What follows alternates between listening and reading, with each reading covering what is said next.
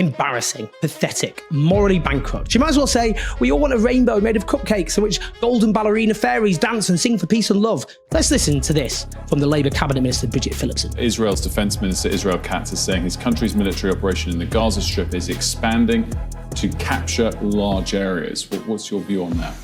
I'm hearing this for the first time. As you present that to me, I'd want to look carefully at exactly what is being said here. I think what we all want to see in the long term is, of course, an end to the conflict, moving towards a two-state solution. And of course, we know we're in the position where there are many hostages that are still in captivity, and alongside that, the need for humanitarian aid to continue to get into Gaza. And we'll look carefully at what emerges as a government.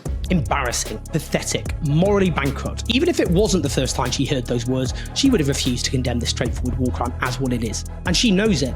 If this was a similar statement she'd just been told about on air from the Russian authorities, would Bridget Phillipson say, oh, sorry, I couldn't possibly comment, I need to look into the details further?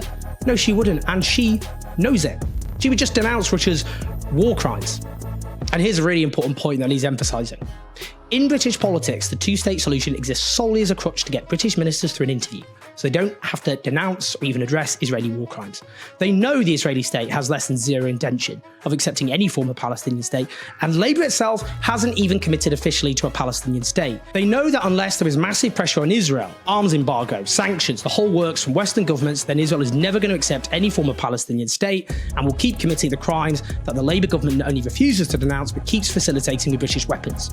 She might as well say, we all want a rainbow made of cupcakes in which golden ballerina fairies dance and sing for peace and love. The two-state solution is just a rhetorical deflection for British ministers, an attempt to wriggle out of having to say anything meaningful or substantial. And if we had journalists who did their job, they'd know that and they'd pin them down. But alas, the Western media is full of journalists who've quite literally allowed Israel to get away with industrialised murder.